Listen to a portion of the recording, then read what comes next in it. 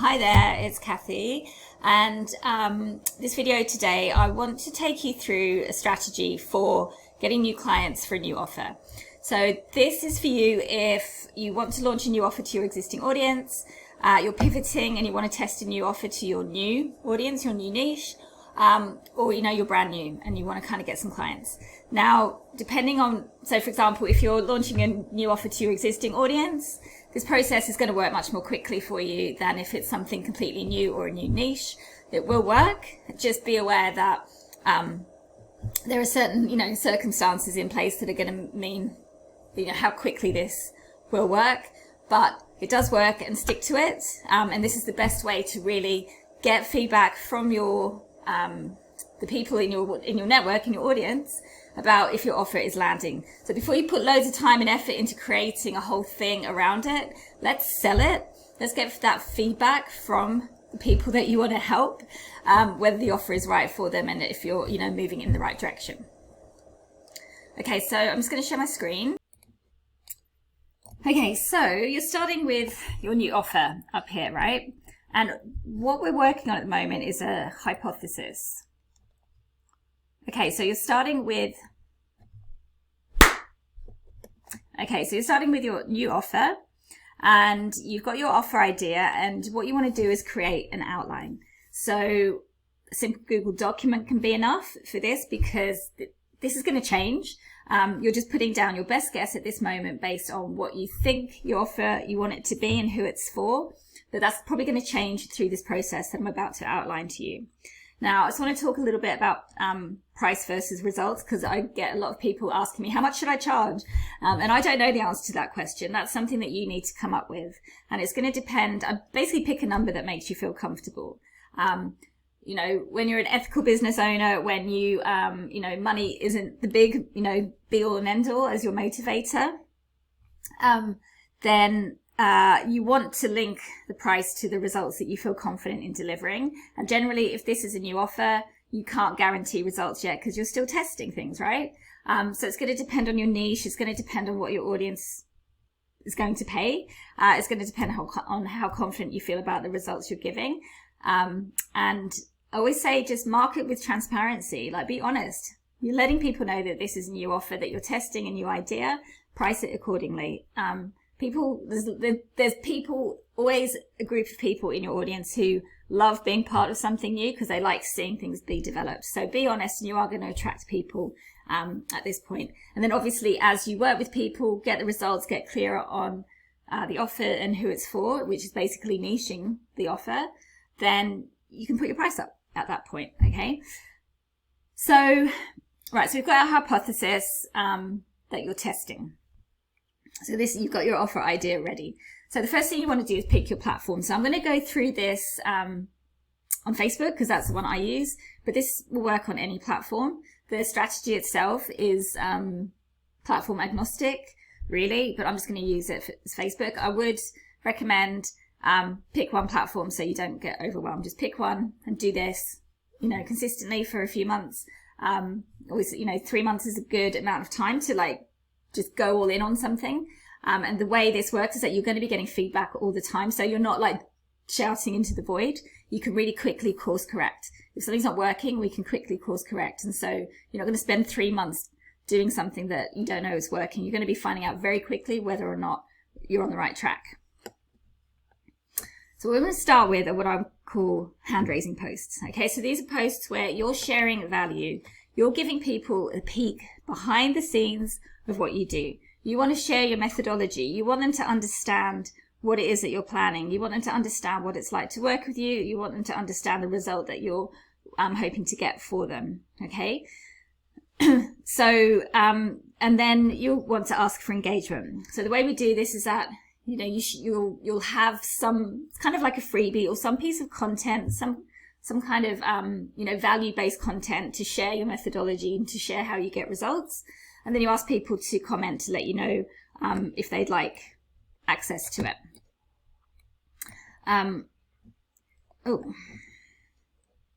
Okay, I just realized my thing had fallen off the bottom, so I've just fixed it. Okay, so I just realized this piece had fallen off the bottom of my slide, so I just fixed that. Okay, so what's going to happen then? You ask for engagement, people say, yes, I'd like this thing. And so what you do then is move them into Messenger, and you're going to start having conversations with people. So what you're doing here is you're not giving them the thing straight away. You're not sending them to your website to grow your list. This is not a list building strategy. This is testing a new offer strategy by getting clients. So we want to remove all those friction points. And we also, I don't want you spending time building all this stuff out for something that you haven't actually tested yet. Okay, because I think this is the biggest mistake we've all been making, to be honest. We told you need the funnel, you need this, you need that, you don't. Not at this point. What you need to do is have conversations with people in your audience, because I can't tell you what it is that they want. I can't tell you the best messaging. We can test hypotheses, we can make a good guess, but the real experts for your offer are the people in your audience and the people you want to help. And the fastest way to get that information is by having these conversations. Now, somebody asked me the other day, isn't this method time consuming, and does it not attract loads of freebie seekers? Now, what I've discovered by doing this is it's not time consuming. It's nowhere near as time consuming as building out a funnel and doing all that and trying to automate something that you don't even know is a proven offer yet. It really doesn't take much time to do this. Like you create something once and then you share it over and over again. I create scripts in Messenger so that, because what happens is people are often saying the same thing over and over. And this is the thing, people are, the problem you're solving or the issue they're bringing to the table is often common to lots of people. So you'll find that you're able to really streamline this process and make it quite efficient. And then in terms of the freebie seekers, what I found is this actually eliminates the freebie seekers, because what you're doing is you're asking for engagement, and then in here, you're not giving them the thing straight away.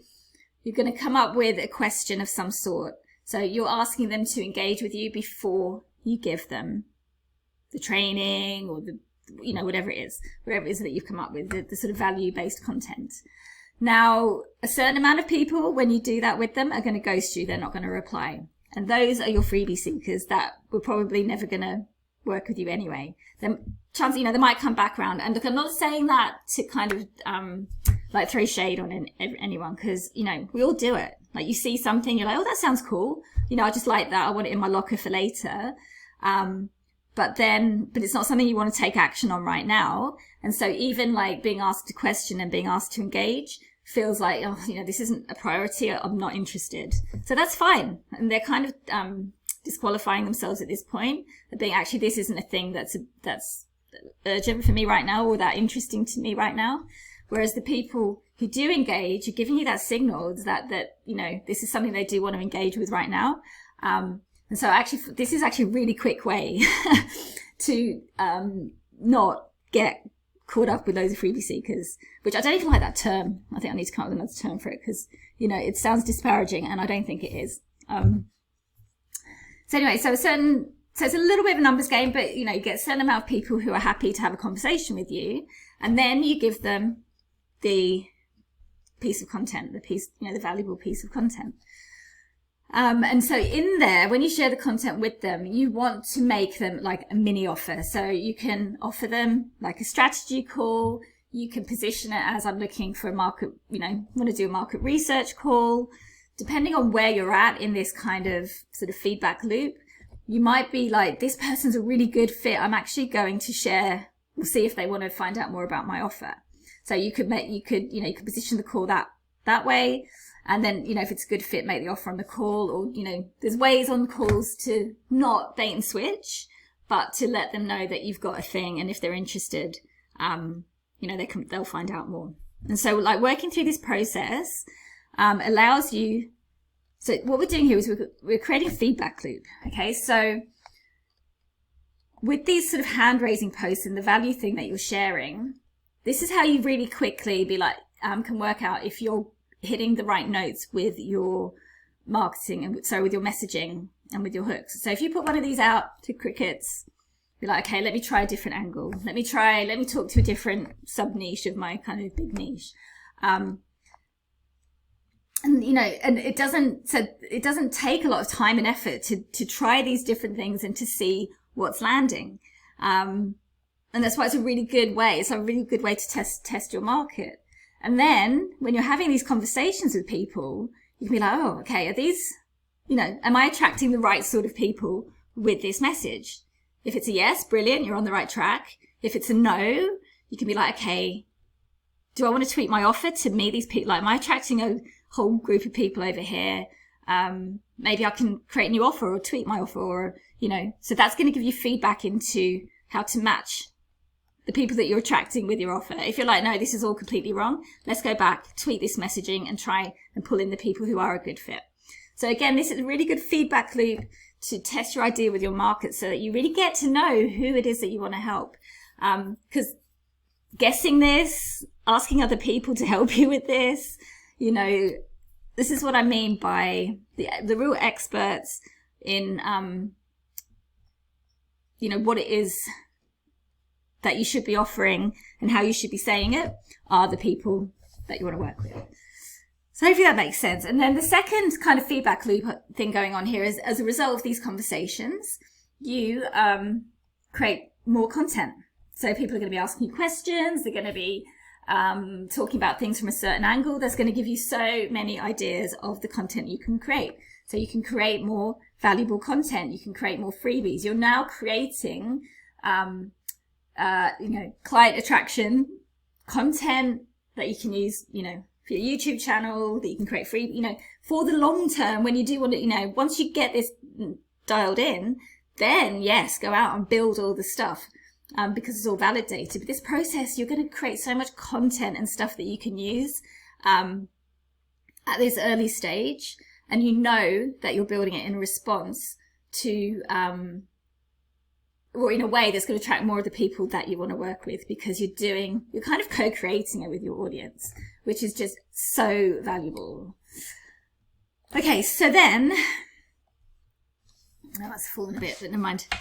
On the other side here, I've got something that I call catalyst content. Okay, so you don't want to just be filling your feed with this. People are going to get bored of it. You also want to create content that is educating your audience about your offer, about what you do, and about why they would want to work with you. And so this is like, I guess, what we would, the content pillars, the kind of more traditional content that you see and probably produce. And so in here, I've tried to simplify it as much as possible, because I think this gets really kind of over complicated. And again, this process is so valuable, because what you start doing is you're again creating content as a feedback loop in response to what people are telling you. And so in these conversations, people are going to be saying all sorts of things that are going to give you loads of ideas for Facebook posts or for your videos or whatever it is, for your kind of evergreen content. Actually, I should call it evergreen content. And again, you're doing it in response to real conversations with real people, rather than sitting there and being like, oh God, I've got my content pillars and I've got to like brainstorm what it would be. No, do it in response to what people are telling you. And so offer posts. So depending on where you're at, again, in this process, if you're super early on and you're still not clear on your offer 100%, then you probably don't want to put them out. But you can still, you can, because you can say something like, I've got an idea for a thing. Here's what I'm thinking. I'm looking for X amount of people. Here's the price because it's a beta. Is it interest, you want to reach out? If it's of interest, reach out. And so these offer posts will be really good at getting people to reach out to you in the DMs. Now this, putting your offer out and getting people messaging you, isn't going to happen straight away. But the more you do this process, the clearer you get on your offer, who it's for, the more you dial in your messaging through these conversations, the clearer it's going to be for the people in your audience. And that is going to start happening, because your messaging is going to be so spot on. The other types of content you want to create is, we'll go to this one, what I call belief shifting. Well, it's not my term. I've seen it around. But again, in these conversations, people are going to be saying things and they're going to have certain beliefs, and they're going to be talking about, their struggles and the transformations that they are hoping for. And again, you take that and you feed that back into your content over here. And the belief shift, so what you're doing is being like, okay, you know, kind of, there's lots of different sort of frameworks that you can use to achieve this, but essentially it's like if somebody's struggling, you know, let's say they were struggling with a certain thing, they've been doing it for a long time, they've tried X, Y, and Z, but they're not sure, you know, they really want help with it, but they're not sure that what you're offering can help. So you can start talking about, you know, your methodology and why it's different and why it will help, that kind of thing. I can't go into a huge amount of detail, like, because this is basically your content strategy long term. But you want to shift any beliefs, dealing with their objections, all that kind of stuff, which again are coming out of these conversations. And then the why you is, you know, what's different about what you do, what's your the journey you've been on, what's, you know, your expertise, why are you doing what you do. So this is the content really that connects with a real emotional, on a really emotional level with your audience, so that they, you know, why they're going to choose you over somebody else. Okay, because there's always going to be other people offering a similar solution, and that's fine. We just got to. That's how you carve out your niche. The why you is a big part of that. And so again, you know, eventually these start, you know, engagement in the posts are giving you insights. People will start reaching out to your messenger, which again, you can have the conversations. From the offer post, you can send people either to messenger or straight to a call.